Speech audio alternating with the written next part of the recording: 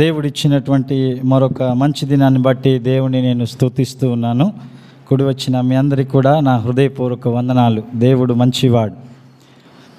కాబట్టి ఈ యొక్క ఉదయకాల సమయంలో మరొకసారి దేవుడు మనల్ని సజీవులుగా, అందుకనే దేవుని వాక్యం చెప్తుంది కదా, ప్రతి ఉదయమున తన కృపతోనూ ప్రతి రాత్రి తన విశ్వాస్యతతోనూ మనల్ని ఆయన కాపాడుతూ ఉన్నాడు. కాబట్టి ఈ ఉదయమున ఆయన కృపని మన ఎడల విస్తరింపచేసి మనల్ని సజీవులుగా ఉంచి, సజీవులే కదా నిన్ను ఆరాధిస్తారు, స్తుతిస్తారని దావీదు భక్తుడు లేదంటే కీర్తనాకారుడు చెప్పినటువంటి మాటల్ని జ్ఞాపకం చేసుకుంటూ మరొకసారి దేవుణ్ణి ఆరాధన చేద్దాం. సమయము 10-12 నిమిషాలు అయింది. నేను కూడా 42 నిమిషాలకి నాకు ఇచ్చిన సమయాన్ని 30 నిమిషాల్లో నేను ఈ యొక్క వర్తమానాన్ని ముగించడానికి ప్రభు నాకు సహాయం చేయనుగాక. బైబిల్ గ్రంథం తెచ్చిన వారు కొలసీలకు రాసిన పత్రిక మొదటి అధ్యాయం, దానికంటే ముందుగా కీర్తనల గ్రంథం 116వ అధ్యాయం, కీర్తనల గ్రంథం 116వ అధ్యాయం 12-13 వచనాలు చదువుకుందాం. కీర్తన గ్రంథం సామ్స్ చాప్టర్ నెంబర్ 116 వర్స్ 12-13, 12-13 వచనాలు అందరూ తెరిచినట్లయితే కలిసి చదువుకుందాం. యెహోవా నాకు చేసిన ఉపకారములన్నింటికీ నేను ఆయనకేమీ చెల్లించుదును. రక్షణ పాత్రను చేత పుచ్చుకొని యెహోవా నామమున ప్రార్థన చేసేదను. కండ్లు మూసుకున్నట్లయితే చిన్న ప్రార్థన చేసుకుందాం.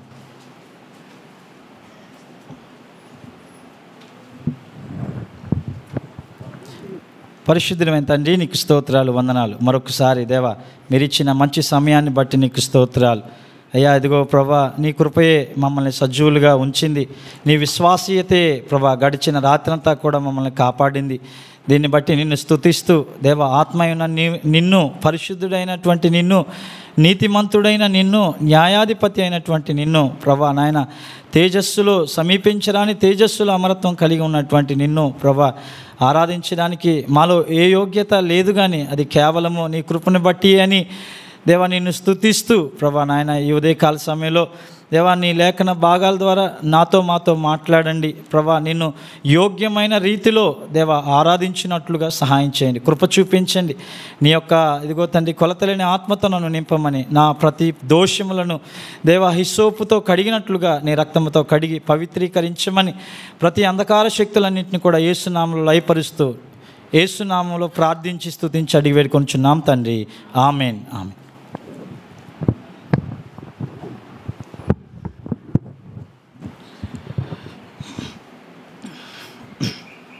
చదువుకున్నటువంటి మాటని మరొకసారి ఎవరైనా చదవండి అమ్మా. కీర్తన గ్రంథం, యెహోవా నాకు చేసిన ఉపకారములన్నింటికి నేను ఆయనకేమి చెల్లించుదును. రక్షణ పాత్రను చేతపుచ్చుకొని యెహోవా నామమున ప్రార్థన చేసేదను. కాబట్టి ఇంగ్లీష్లో ఒక వర్డ్ ఉంటుంది, what shall I render to the Lord for all his benefits towards me. What shall I render అంటే ఇవ్వగలను. దాన్ని ఇంగ్లీష్లో కొన్ని ట్రాన్స్లేషన్లో రెండర్ అన్నారు, కొన్ని ట్రాన్స్లేషన్లో రీపే అన్నారు, కొన్ని ట్రాన్స్లేషన్లో ఆఫర్ అన్నారు. నేను దేవుడికి ఏమిస్తాను, ఏమి ఇవ్వగలను నేను దేవుడికి? What shall I render or repay or offer to the Lord for all his benefits towards me. నా జీవితంలో చేసిన ప్రతి దాన్ని బట్టి దేవుడికి నేను ఏమి ఇవ్వగలను? నిజమే, మన జీవితంలో మనం దేవుడు చేసిన అనేకమైన మేలులు, ఉపకారముల కొరకు మనం ఆయనకి ఏమి ఇవ్వలేము. అయితే భక్తుడు అంటున్నాడు, I will take the cup of salvation and I will call upon the lord. నేను రక్షణ పాత్రను చేతపుచ్చుకొని నేను యెహోవా నామమున ప్రార్థన చేసేదను. ఆ ప్రార్థన అనే ప్లేస్లో మనం ఏం పెట్టాలంటే, I will take the cup of salvation and I will worship the lord. దేవుణ్ణి నేను ఆరాధిస్తాను. నిజంగా కొందరు ప్రార్థన చేస్తే నిజమైనటువంటి దేవుణ్ణి ఎరిగినటువంటి వారు ప్రార్థన మాత్రమే కాదు కానీ ఆరాధనలోకి వెళ్ళిపోతారు. ఎందుకంటే ఆయన అన్ని మేలులు ఉపకారాలు చేసిన దేవుడు. అందుకనే చాలా సందర్భాల్లో మనము చాలా వ్యక్తులు వారి జీవితాల్లో దేవుని యొక్క మేలులను జ్ఞాపకం చేసుకున్నప్పుడు వారు చాలా రకరకాలుగా దేవుణ్ణి స్తుతించినట్లుగా ఆరాధించినట్లుగా మనం చూస్తూ ఉంటాం. అక్కడ ఒక చాలామంది స్త్రీల్లో ఆ స్త్రీ ఆ యొక్క యేసు ప్రభు పాదాల దగ్గరకు వచ్చి ఏం చేసిందట, ఆ యొక్క ఆ విలువైన అత్తరునంతటిని కూడా, ఆ ప్రీషియస్ పర్ఫ్యూమ్ దానంతటిని కూడా యేసు ప్రభు పాదాల మీద ఆమె పోసింది. ఎందుకు పోసింది? ప్రార్థన చేయొచ్చు కదా. కానీ ఆయన చేసినటువంటి ఉపకారాన్ని ఏం చేశాడు? ఆయన ఉపకారం చేయడానికి ఎంతకీ ఆయన చూడగానే ఆయనలో కనిపించినటువంటి పరిశుద్ధత ఆమెలో ఉన్నటువంటి పాపాన్ని తాకింది, తన పాపపు జీవితాన్ని చూపించగలిగింది. ఈ లోకంలో నీవు నేను క్రైస్తవుడిగా ఉన్నప్పుడు ఇది హెచ్చరికలు కాదు, కానీ మనము పరిశుద్ధుడైన దేవుని మనం ఆరాధించేటప్పుడు, దేవా ఎవరైనా నా జీవితంలోనికి తొంగి చూసినప్పుడు నాలో ఉన్న పరిశుద్ధత వారిలో ఉన్న పాపాన్ని ఇంపాక్ట్ చేయగలుగుతుందా, ప్రభావితం చేయగలుగుతుందా? అలాగ నేను ప్రభావితం చేయగలిగేటువంటి జీవితాన్ని ఒకవేళ నువ్వు నాకు ఈరోజు ఇచ్చావని నిశ్చిత ఉంటే మనం దేవుణ్ణి ఆరాధించగలం. కాబట్టి ఆమె విలువైన అత్తరుని ఆమె చేతిలో ఉన్నది యేసు ప్రభు పాదాల మీద పోసింది. ఎందుకంటే యేసు ప్రభుకి ప్రార్థన చేయట్లేదు, ఆవిడ ఆరాధించే, షీ వర్షిప్ ద లార్డ్ అనేటువంటి మాట అక్కడ ఉపయోగించబడింది. కాబట్టి ఆ మాటని మనం జ్ఞాపకం చేసుకున్నప్పుడు ఇంకా చాలామంది, దావీదు కూడా తన జీవితంలో, అయ్యా నేనేమి ఇవ్వగలను, నేనెంతటి వాడను, గొర్రెల దొడ్డిలో ఉన్నా నన్ను పైకి లేవనెత్తినావు, గొర్రెల దొడ్డిలో ఉన్నా నన్ను పైకి లేవనెత్తినావు, నన్ను నీవు కోరుకొని నీ పాత్రగా మలచినావు, నన్ను నీవు కోరుకొని నీ పాత్రగా మలచినావు, నేనెంతటి వాడను ప్రభు, ఏ అర్హత నాకు లేదయ్యా, నేనెంతటి వాడను ప్రభు, ఏ అర్హత నాకు లేదయ్యా. దావీదు ఎందుకు చెప్పాడు ఆ మాటని? అయ్యా నువ్వు నన్ను హెచ్చించడానికి నేను ఎంతటి వాణ్ణి, గొర్రెల దొడ్డిలో ఉన్న గొర్రెలు కాసుకుంటున్నటువంటి నా జీవితాన్ని నువ్వు ఎక్కడికో తీసుకెళ్ళావు. దావీదు గురించి ఆలోచించినటువంటి సందర్భంలో దేవుడు ఈ పదాలను కూర్చడానికి ప్రభు నాకు సహాయం చేశారు. సో వారి జీవితాల్లో ప్రభువుని ఆ విధంగా ఆరాధన చేశారు. ఇంతకీ దేవుడు మన జీవితంలో చేసినటువంటి మేలులు ఏంటి? What are the benefits? కొలసీలకు రాసిన పత్రిక మొదటి అధ్యాయం, కొలసీలకు రాసిన పత్రిక మొదటి అధ్యాయం 21-22 వచనాలు మనం చదువుకుందాం. మరియు గతకాలమందు దేవునికి దూరస్తులను మీ దుష్క్రియల వలన మీ మనస్సులో విరోధ భావము కలిగిన వారై ఉండి మిమ్మును కూడా తన సన్నిధిని పరిశుద్ధులుగాను నిర్దోషులుగాను నిరపరాధులుగాను నిలవబెట్టుటకు ఆయన మాంసయుక్తమైన దేహమందు మరణం వలన ఇప్పుడు మిమ్మల్ని సమాధాన పరచెను. కాబట్టి ఇంతకీ దేవుడు మన జీవితంలో చేసిన మేలులు ఏంటంట? అక్కడ చదివినట్లయితే ఏంటి? గతకాలమందు ముందు మీరు దేవునికి దూరస్తులను మీ దుష్క్రియల వలన మీ మనస్సులో విరోధ భావము గలవారినై ఉండిన మిమ్మును కూడా అనేటువంటి మాటని మనం జ్ఞాపకం చేసుకుందాం. మన గతకాలపు జీవితం ఎలాగుందట? మన ప్రీవియస్ స్టేటస్, చాలామంది వాట్సాప్లో పెడతారు స్టేటస్లు. అక్కడికి వెళ్తే ఫోటోలు తీసుకొని, ఇక్కడికి వెళ్తే ఏదో ఫోటోలు తీసుకొని, ఆ పెళ్లి రోజు అయితే పుట్టినరోజు అయితే నేను ఎప్పుడు స్టేటస్ పెట్టుకోవడానికి ఇష్టపడను. ఎందుకంటే ఒకవేళ నా స్టేటస్ ఏదైనా ఉంటే అది ఎవరై ఉండాలి? దేవుడై ఉండాలి. నన్ను రక్షించుకొని నా కొరకు ప్రాణం పెట్టినటువంటి దేవుడు, ఆయన వాక్యం తప్ప ఈవెందో నా భార్య కానీ వారి పుట్టినరోజు నా పిల్లలకు కానీ ఏది కూడా నేను పెట్టను. ఎందుకంటే నా స్టేటస్ ఎవరై ఉండాలి? దేవుడై ఉండాలి. మన జీవితంలో మనం ఎప్పుడైనా దేవుని తలుచుకున్నప్పుడు మన జీవితంలో మొదటిగా జ్ఞాపకం చేసేది ఏంటంటే యేసు ప్రభువే మన జీవితం ద్వారా కనిపించాలి ఇతరులకి. ఎందుకంటే ఆ స్టేటస్ని బట్టి వేరే వ్యక్తి ప్రభు దగ్గరికి రావడానికి ప్రభు వాక్యం వారిని రక్షిస్తుంది. మీ ఆత్మలను రక్షించుటకు శక్తి కలిగిన వాక్యం అనేటువంటి మాట పేతురు రాసిన పత్రికలోనూ మన పత్రికల్లో అది చూస్తాం. కాబట్టి ఈ విషయం ఏంటంటే, ఎందుకు గత కాలం మిమ్మల్ని కూడా అనేటువంటి విషయాన్ని మనం జ్ఞాపకం చేసుకున్నట్టయితే, అంటే మనలో ఏ అర్హత లేదు. We are sinners and we are wicked. మనము పాపులము, దుష్టులము అయినప్పటికీ కూడా మనల్ని ఏం చేశాడు? ప్రభు జ్ఞాపకం చేసుకున్నాడు. ఆయన చేసిన ఉపకారాలు ఏమైనా ఉన్నాయంటే, పాపులైనటువంటి మనల్ని, దుర్మార్గులమైన దుష్టులమైనటువంటి మనల్ని ప్రభు జ్ఞాపకం చేసుకున్నాడు. అయితే ఈ విషయాల్లో 3 విషయాల్ని మనం జ్ఞాపకం చేసుకుందాం. అయితే ఇక్కడ క్వశ్చన్ ఏంటంటే, why should we so far from the Lord? దేవునికి మనం ఎందుకు దూరస్తులుగా మారిపోయాం? అందుకనే గతకాలమందు ఏముందమ్మా? గతకాలమందు మీరు దేవునికి దూరస్తులుగా. ఎందుకు దూరస్తులుగా అయిపోయాం మనం? అదే మన ప్రీవియస్ స్టేటస్, అదే మన ఓల్డ్ నేచర్ అనుకోవచ్చు, ప్రాచీన స్వభావం, లేదంటే పాతకాలపు మన స్థితి ఏంటి అని మనం ఆలోచించినట్లయితే, ఎందుకు మనము దేవునికి దూరంగా అయిపోయాం? What makes us to so far from the lord?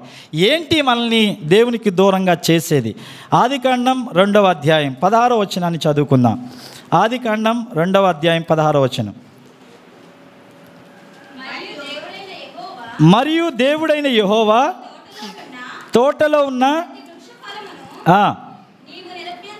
నీవు నిరభ్యంతరంగా తినవచ్చు, అయితే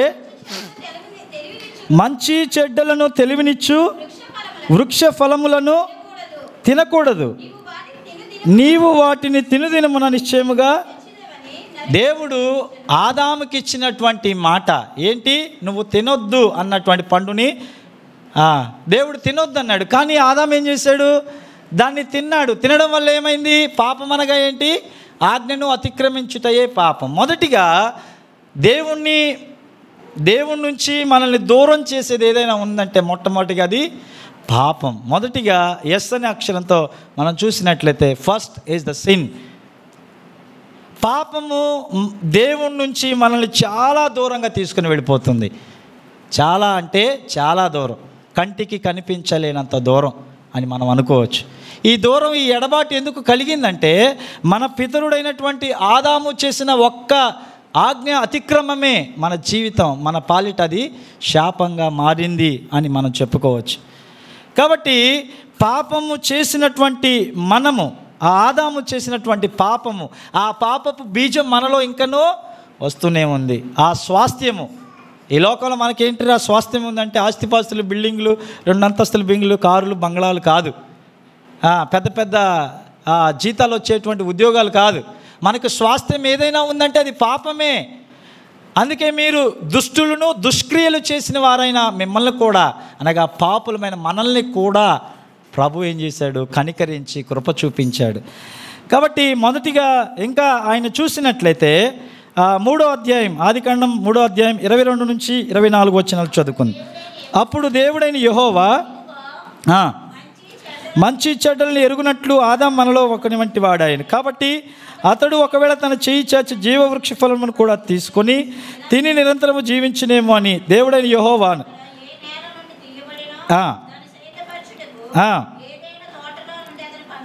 ఏదేను తోటలో నుంచి అతన్ని ఏం చేశాడు? పంపివేశాడట. పాపం అతన్ని ఏం చేసింది? దేవునికి దూరంగా చేసింది. ఎప్పుడు ఆదాము దేవుని సన్నిధిలో ఉన్నాడు, ఎప్పుడు ఆదాము దేవునితో మాట్లాడుతూ ఉండేవాడు. అలాంటి వాడిని కూడా సాక్షాత్ ఈ లోకంలో ఒక ప్రశ్న ఉంటుంది. ఏం ప్రశ్న అంటే, తండ్రి లేడు, తల్లి లేదు, కానీ ఆయన ఈ లోకంలో మనిషిగా పుట్టాడు. ఎవరు? ఆదామే. ఆయనకి తండ్రి ఎవరు? దేవుడే. ఆయనకి తల్లి ఎవరు? దేవుడే. తండ్రి తల్లి లేనివాడిగా దేవుని కుమారుడిగా ఆయన పుట్టినప్పటికి కూడా ఆయన్ని దేవుడి నుంచి దూరం చేసింది ఏంటంటే పాపం. కాబట్టి మునుపు గత కాలమందు మనందరం కూడా మనమే ఎలాగున్నామట, పాపులుగా ఉన్నామట. ఇంకా మనం చూసినట్లయితే అందుకనే కీర్తనకారుడు 51:5 వచనంలో ఆయన చెప్తాడు, దావీదు భక్తుడు ఏం చెప్తున్నాడు 51:5లో, నేను పాపములో పుట్టిన వాడను, పాపములోనే నా తల్లి నన్ను గర్భము ధరించింది. కాబట్టి ప్రియమైనటువంటి దేవుని బిడ్డలారా, మన జీవితంలో ఈరోజు దేవుణ్ణి ఎందుకు ఆరాధించాలంటే, అయ్యా ఇదిగో మొదటి మానవుడైనటువంటి నా పితరుడు ఆదాము పాపం చేసి నీకు దూరంగా అయిపోయాడు. అయితే ఈ పాపం నన్ను సంక్రమించి నాకు సాంపాద్యంగా వారసత్వంగా వచ్చినప్పుడు నా తల్లి కూడా నన్ను పాపములోనే కన్నది, అయితే నేను పాపిని అని దావీదు కూడా చెప్తూ ఉన్నాడు. అయితే ఇంకా 58వ అధ్యాయం కీర్తన గ్రంథం 58:3 వచనంలో కూడా ఆ మాటలు దాని గురించి ఉంటాయి. తల్లి కడుపున పుట్టినది మొదలుకొని భక్తిహీనులు విపరీత బుద్ధి కలిగి ఉందురు, పుట్టిన తోడనే అబద్ధములాడుచు తప్పిపోదురు. ఎందుకు తప్పిపోతున్నావు, ఎందుకు దూరం అయిపోతున్నావు అంటే, మనలో ఉన్నటువంటి ఆ పాపపు స్వభావం తల్లి కడుపున పుట్టినది మొదలుకొని భక్తిహీనులుగా మార్చబడతారట వారిలో. అందుకని బాలుని యొక్క హృదయంలో మూఢత్వము స్వాభావికంగా ఉంటుందట. దీని యొక్క అర్థం ఏంటంటే, పాపమే మనిషికి మూఢత్వాన్ని కూడా తీసుకొని వస్తుంది. కాబట్టి నేను తల్లి కడుపులో నుంచే నేను పాపిగాను పుట్టాను, నా తల్లి నన్ను పాపంలోని గర్భం ధరించింది. యోబు కూడా ఆ మాటలు చెప్తూ ఉన్నాడు. యోబు గ్రంథం 15వ అధ్యాయం 14-16 వచనాలు మనం చదువుకున్నట్లయితే, యోబు గ్రంథం 15వ అధ్యాయం 14-15 వచనాలు, శుద్ధుడగుటకు నరుడు ఏ పాటివాడు, నిర్దోషుడగుటకు స్త్రీకి పుట్టినవాడు ఏ పాటివాడు, ఆలోచించుము. ఆయన తన దూతల యందు నమ్మిక ఉంచడు, ఆకాశ వైశాల్యం ఆయన దృష్టికి. ఈయన దృష్టి అంతా ఎక్కడట, దూతల్లో పాపము ఆయన కనిపెడతాడట, ఆకాశ వైశాల్యము కూడా ఆయన దృష్టికి పవిత్రం ఎంతది కూడా కానేరదట. అలాంటిది ఒక నరునికి లేదంటే స్త్రీకి పుట్టినటువంటి ఒక మనుషుడు ఎలాగ పవిత్రంగా ఆయన ముందు నిలవబడగలడు. కాబట్టి ప్రియమైనటువంటి దేవుని బిడ్డలారా, మన జీవితంలో మన జ్ఞాపకం చేసుకోవాల్సింది ఏంటంటే, యేసయ్యా నీకు ఆకాశ వైశాల్యం నీ దృష్టికి పవిత్రం కాలేదంటే సంథింగ్ ఏదో there is a uncleanness in the heavens, అది మనకు తెలియదు. కాబట్టి అవి కూడా నీ ఎదుట అపవిత్రంగా ఉన్నాయి. దూతలు కూడా వారిలో కూడా నువ్వు వారి యందు నమ్మిక ఉంచట్లేదు. ఎందుకంటే వారి ప్రధానత్వాన్ని కోల్పోయి యూదా పత్రికలో రాస్తాడు, వారు పరశరీరానుసారులై వారు స్వభావాన్ని ప్రకారంగా ఆ దేవదూతలు వారి ప్రధానత్వాన్ని నిలుపుకోలేక కోల్పోయారు. ఆ దేవదూతలు పడిపోయారు. ఆకాశ వైశాల్యం కూడా నీ ముందు ఎక్కడ పవిత్రంగా కనిపించట్లేదు. కానీ ఎందుకు పనికిరాని పురుగు వంటి యాకోబు, ఇందాక మనకు బలమైన దేవుణ్ణి పాడినప్పుడు అందులో పురుగు వంటి యాకోబు చెప్తాడు. అయ్యా యెషయా గ్రంథంలో దేవుడు యాకోబుని సంబోధిస్తాడు ఏమని, పురుగు వంటి యాకోబు, ఇశ్రాయేలు విను, నేను నిన్ను ఏర్పరచుకున్నాను, నీకు తోడై ఉన్నాను, నీకు చేసిన ప్రతి వాగ్దానాన్ని నెరవేర్చే వరకు నేను నిన్ను విడిచిపెట్టను అని వాగ్దానాలు పురుగు వంటి యాకోబుతో చేశాడు. పురుగు వంటి మన జీవితంతో ప్రభు చేశాడు. పాపులమైన మనల్ని కూడా ప్రభు దృష్టిలోకి తీసుకుని వచ్చాడు. అందుకనే ఆరాధన చేయడానికి ఏవో అవసరం లేదు, కానీ ప్రభా నేను పాపిని, నా పరిస్థితి ఇలాగుంది, అయితే నువ్వు నన్ను కూడా నువ్వు దర్శించావు అనేటువంటి మాటని మనం చదువుకుందాం. సో అక్కడ చూసినట్లయితే ఇంకా రోమిలకు రాసిన పత్రిక 5వ అధ్యాయం 12వ వచనం, రోమిలకు రాసిన పత్రిక 5:12, ఇట్లుండగా ఒక మనుష్యుని ద్వారా పాపము ద్వారా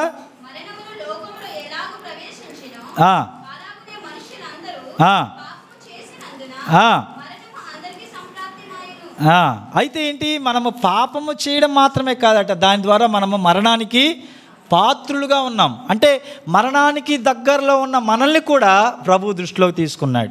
ఈరోజు చాలామంది మనం చూస్తూ ఉన్నాం, న్యూస్ పేపర్లో ఎక్కడ చూసినా కూడా మరణాలే. మన పాపం వల్ల మరణం మన పక్కనే ఉంటే, గతకాలం నేను ఒక ఇన్సిడెంట్ విన్నప్పుడు ఇద్దరు ఆగగానే ఆ యొక్క లారీ వచ్చి వారిద్దరి శరీరాల మీద నుంచి వెళ్ళిపోయింది. ఒక ఆవిడ అక్కడ చనిపోయింది, ఇంకొక అతను కొన్ని రోజుల తర్వాత చనిపోయాడు. అంటే మరణం అనేటువంటి ఆ బస్ స్టాప్ దగ్గర మనం ఆగాం, అయినా కూడా ఈరోజు మనం సజీవులుగా ఉన్నామంటే అది దేవుని యొక్క కృపే, వేరొకటి కాదు అని మనం గ్రహించాలి. అందుకనే మనం దేవుణ్ణి ఆరాధించే వారిగా ఉండాలి. ఎఫెసీయులకు రాసిన పత్రిక 2వ అధ్యాయం 23వ వచనాన్ని కూడా మనం జ్ఞాపకం చేసుకుందాం. ఎఫెసీయులకు రాసిన పత్రిక 2:23 2:3 వారితో కలిసి మనమందరమును శరీరము యొక్కయు మనస్సు యొక్కయు కోర్కెలను నెరవేర్చుకొనుచు మన శరీరాశలను అనుసరించి మునుపు ప్రవర్తించుచు దైవోగ్రతకు పాత్రులమై ఉంటిమి. మునుపు అనుసరించి మునుపు ప్రవర్తించుచు. మునుపు అంటే గతకాలం మనం ప్రవర్తించాం. ఎలాగట?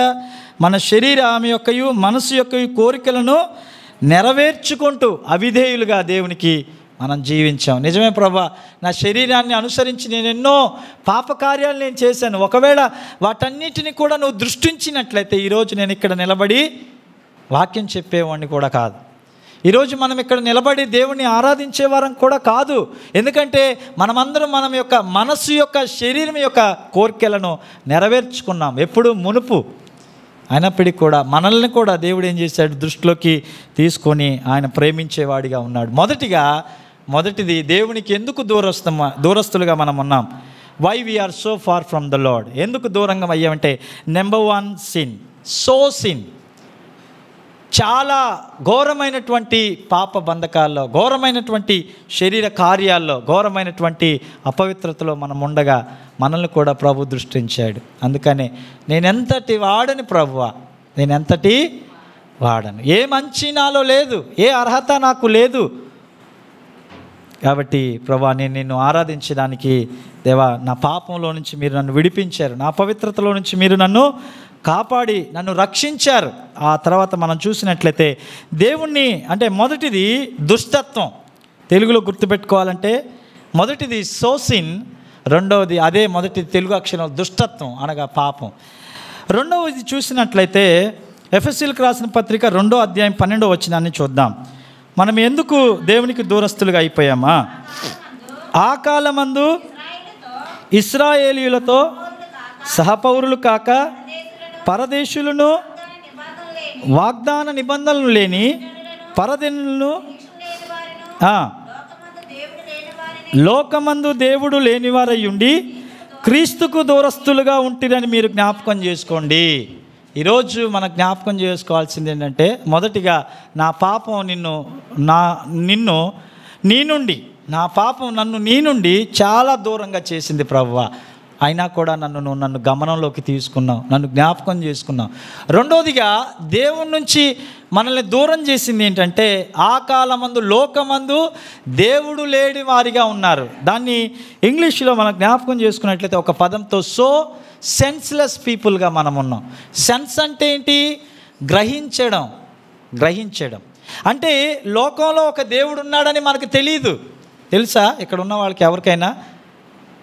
వాళ్ళకి ఎవరికైనా లోకంలో దేవుడు ఉన్నాడని ఎవరికి తెలియదు. మనము అందుకని లోకంలో దేవుడు ఉన్నాడనే సంగతి మనకి తెలియలేనప్పుడు ఆయనే వచ్చి ఆయన యొక్క మహిమ కలిగిన సువార్తని, ఆయన యొక్క సమాధాన సువార్తని, ఆయన యొక్క రక్షణ సువార్తని ఆయన ఇశ్రాయేల్ దేశంలో ప్రకటించడం మాత్రమే కాకుండా ఆయన శిష్యులని భూదిగంతముల వరకు కూడా ఆయన సాక్షులుగా మొట్టమొదటిగా భారతదేశానికి క్రీస్తు శకం ఆయన 30వ సంవత్సరంలో 50వ సంవత్సరంలో ఎవరు వచ్చారు?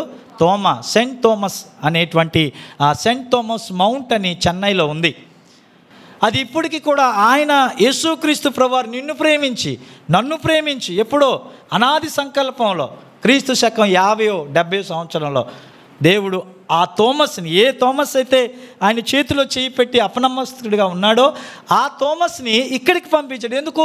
నీకు రక్షణ కావాలి, నీకు పాప విమోచన కావాలి, నీవు దుష్టత్వంలో నుంచి పవిత్రతలోనికి రావాలని ప్రభు సంకల్పించాడు కాబట్టి ఆయన్ని పంపించాడు. ఎందుకు పంపించాడు? ఆయన పంపించినప్పుడు మన పరిస్థితి ఏంటి? మొదటిగా మనం దేవునికి దూరంగా ఉన్నాం. ఎందుకున్నాం? పాపం మనల్ని దేవునికి దూరంగా ఎడబాటుగా మనల్ని చేసింది. రెండోది సెల్ఫ్లెస్ అంటే సెన్స్లెస్ అంటే ఏంటి? దేవుణ్ణి ఎరగలేని వారిగా ఉన్నాం. దేవుణ్ణి సరే నీకు సెన్స్ లేదురా అంటారు, అండ్ నీకు బుద్ధి లేదు. లేదంటే ఇంకొక పద సెన్స్లెస్ అంటే నీకు సెన్స్ ఉందా? Are you sensing something? అంటే నువ్వు ఏదైనా గ్రహించగలుగుతున్నావా? దేవుణ్ణి గ్రహించలేని స్థితిలో మనం ఉన్నాం. లోకమందు దేవుడు లేడు అంటే అది అర్థం.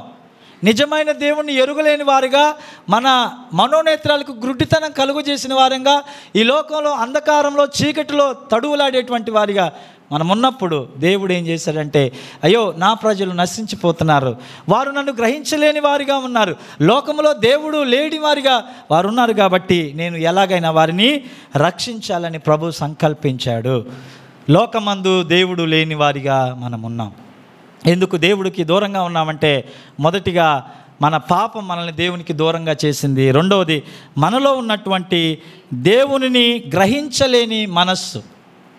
మొదటిది దుష్టత్వం, రెండోది దేవుణ్ణి గ్రహించలేనటువంటి మనస్సు, మూడోది దేవుణ్ణి మనకి ఏంటి దూరం చేసింది? ద్వితీయోపదేశకాండం 29:19 అట్టి పనులను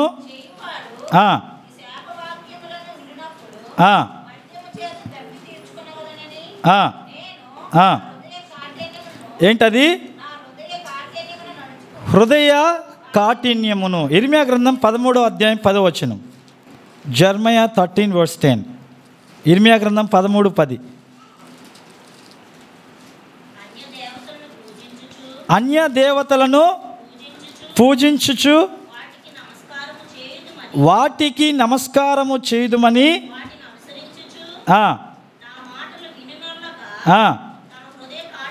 హృదయ కాఠిన్యము. మార్కు సువార్త 3వ అధ్యాయం 5వ వచనం. Mark chapter 3:5. ఆయన వారి హృదయ కాఠిన్యమును దుఃఖపడి. చాలు. సో కాబట్టి మన జీవితంలో ఎందుకు మనకి దేవునికి దూరం అయిపోయామంటే, మొదటిగా మన పాపం, రెండవది దేవుణ్ణి గ్రహించలేనటువంటి స్థితి, దేవుడు లేనటువంటి స్థితి, మూడోది సో స్టిఫ్ నెక్కెడ్. మొదటిది సో సిన్, నెక్స్ట్ది సో సెన్స్లెస్, మూడోది సో స్టిఫ్ నెక్కెడ్. అంటే కఠినమైనటువంటి, లోబడలేనటువంటి స్వభావం. దేవుడికి ఒక వ్యక్తి ఎందుకు దూరం అయిపోతాడంటే, మొదటిగా వాడి పాపం, రెండోది దేవుడిని గ్రహించలేకపోవడం, మూడోది అతను యేసుక్రీస్తు ప్రభువే నిజమైన దేవుడని చెప్పబడినప్పటికి కూడా దాన్ని గ్రహించలేనటువంటి హృదయ కాఠిన్యం. అందుకని యేసు ప్రభు వారు ఏం చేశారట? ఆయన ఎంతో దుఃఖపడ్డాడట. ఎవరిని చూసి దుఃఖపడ్డాడు? ఎవరైతే వాగ్దాన నిబంధనలకి వారసులై ఉన్నారో, ఎవరైతే అర్చనాచారాలకి వారసులై ఉన్నారో, ఎవరైతే పితరులు వారివారో, ఎవరైతే ఆయన స్వాస్థ్యముగా సంపాద్యముగా ఏర్పరచుకున్నవారో వారట ఏం చేస్తున్నారు? దేవుడు యేసుక్రీస్తు ప్రభు చెప్పేటువంటి మాటల్ని గ్రహించలేకుండా వారు హృదయాన్ని కఠినపరుచుకున్నారట. దేవుడికి ఎందుకు దూరం అయిపోయామంటే, మన హృదయాన్ని సో స్టిఫ్ నెక్కెడ్గా మనం ఉన్నాం కాబట్టి, మన హృదయ కాఠిన్యాన్ని బట్టి యేసు ప్రభు వారు దుఃఖపడ్డారట.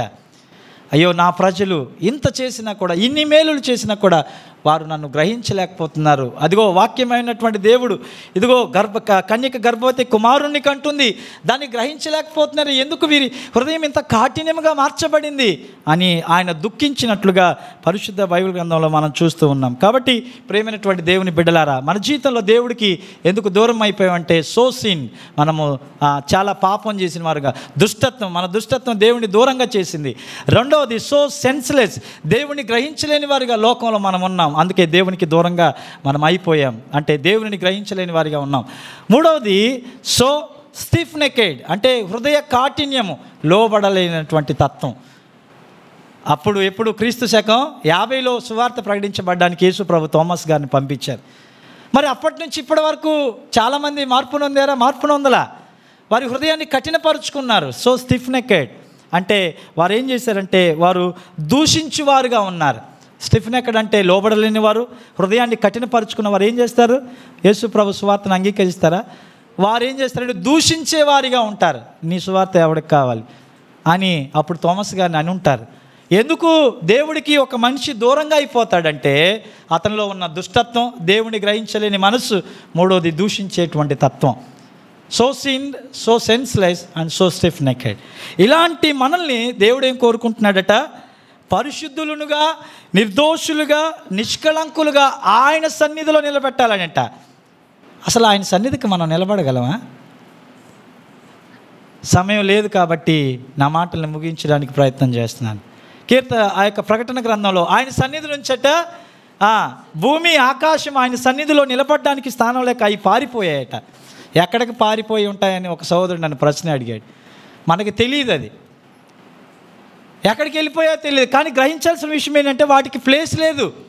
అవే దేవుని సన్నిధిలో నిలబడలేకపోయాయి. కానీ మనం పాపులము, దుష్టులము, దేవుని ఎరగలేని వారం, దూషించేటువంటి మనల్ని కూడా ప్రభు ఎన్నుకొని ఆయన సన్నిధిలో నిర్దోషులుగా, నిష్కళంకులుగా, పరిశుద్ధులుగా నిలబెట్టాలని మనల్ని కూడా కోరుకున్న దేవుడైన. నన్ను నీవు కోరుకొని నీ పాత్రగా ఎంచినావు, ఏముంది నాలో ప్రభు, ఏ అర్హత నాకు లేదయ్యా, నేనెంతటి వాడను ప్రభు, ఏ అర్హత నాకు లేదయ్యా. కాబట్టి ఏమి లేదు. దీనికోసం ఆయన ఏం చేశారో ఆఖరిగా మనం చూసుకుందాం. So what God done as a benefit for us. దేవుడు మనం జీవితంలో చేసిన ఉపకారం చాలా ఉన్నాయి. ఆఖరిగా మనం చూసుకొని ఒక్క మాట ఏంటి, ఇంతకీ యేసు ప్రభు వారు మనల్ని చేశాడు కదా, ఏంటి దానికి ఎలా చేయగలిగాడు? నాకు ఇచ్చిన సమయం కరెక్ట్గా 30 నిమిషాలు అయిపోయింది, 42. సో అయితే ఆయన ఎలాగ మార్చాడంటే, ఆయన మనల్ని ఆయన సన్నిధిలో నిర్దోషులుగా, నిష్కళంకులుగా, పరిశుద్ధులుగా, నిందారహితులుగా నిలబెట్టడం కోసం ఆయన మాంసయుక్తమైన దేహమందు ఆయన మరణం పొందాడు. ప్రభువా, నా కోసం నువ్వు మరణించావు ప్రభు. నీ శిలువ రక్తమే కేవలము ఈరోజు దేవుణ్ణి ఆరాధించడానికి ఒక్క మాట ఏంటంటే, ఆయన శిలువ రక్తం దూరస్తులైన మనల్ని సమీపస్తులుగా చేసింది. ఆయన శిలువ రక్తము చేత పరలోకములో ఉన్న వాటిని, భూలోకములో ఉన్న వాటిని, సమస్తాన్ని కూడా ఆయన సంధి చేశాడట. హీ వాజ్ యునైటెడ్ సంధి చేశాడు ఆయన శిలువ రక్తము చేత. ఆయన శిలువ రక్తము చేత మనల్ని పవిత్రులుగా మార్చాడు, నిర్దోషులుగా చేశాడు, నీతిమంతులుగా చేశాడు, సమాధానపరిచాడు. కేవలము ఆయన రక్తమే. ప్రభువా, ఈరోజు నేను నిన్ను ఆరాధించడానికి నాలో ఏ యోగ్యత లేదు, కానీ ప్రభువా నా కోసం నువ్వు మాంసయుక్తమైనటువంటి దేహం అంటే పాపపు దేహం. అందుకనే తండ్రిట కుమారునికి ఆయన శిక్ష విధించాలని తండ్రి అనుకున్నాడట. ఎందుకు? మనల్ని కాపాడడం కొరకు. తన జనదైకైన ఏకైక కుమారుడు, ప్రియకుమారుడు, ఇదిగో ఇతడే నా ప్రియకుమారుడు, ఇతని యందు నేను ఆనందించుచున్నానని ఆ యొక్క ఆకాశం తెరవబడి ఒక స్వరం వినిపించింది. అలాంటి ప్రియకుమారుడిని కూడా ఈ లోకానికి మాంసయుక్తమైన శరీరంలో తండ్రి పంపించడానికి ఇష్టపడ్డాడు. కుమారుడు కూడా, అయ్యా నా బిడ్డల కోసం నువ్వే ఇంతగా కష్టపడుతున్నావు, నేను కూడా వెళ్తాను, అవమానాలు పొందుకుంటాను, నిందలు భరిస్తాను, ఉమ్మి వేసినా తుడుచుకుంటాను, నేను ఈ ప్రజలందరూ కూడా నశించిపోకూడదు, వీరు దుష్టత్వంలో ఉన్నారు, దేవుని ఎరగలేని వారిగా ఉన్నారు, అదృశ్య దేవుని స్వరూపుగా నేను వెళ్తాను ప్రభువా నీ స్వరూపంలో అని కుమారుడు కూడా దానికి అంగీకరించాడు. పరిశుద్ధాత్మ దేవుడు కూడా దానికి సహకరిస్తూ మనల్ని పాపం గురించి, నీతిని గురించి, తీర్పుని గురించి ఒప్పింపజేస్తూ మనల్ని ఆయన వాక్యం ద్వారా, ఆయన రక్తము ద్వారా, ఆయన ఆత్మ ద్వారా పరిశుద్ధులుగా చేశాడు తండ్రి. కాబట్టి దేవా దేవా నీ రక్తమే, కేవలం నీ రక్తమే నా కొరకు నువ్వు మాంసయుక్తమైనటువంటి దేహంలో వచ్చావు ప్రభువా. కాబట్టి నీ రక్తం నిర్దోషమైంది, నిష్కళంకమైంది, నిందారహితమైంది ప్రభువా. అలాంటి రక్తాన్ని నా కొరకు చిందించినందుకే నేను ఏమి ఇవ్వగలను? యెహోవా నీవు చేసిన ఉపకారములకి నేనేమి చెల్లింతును? యెహోవా నామ రక్షణ పాత్రను చేతపుచ్చుకొని యెహోవా నామమున ఆరాధన చేతును అని మనం చెప్పి అటు రీతిగా ఆరాధన చేద్దాం. దేవుడి మాటలు దీవించి ఆశీర్వదించునుగాక. ఆమేన్.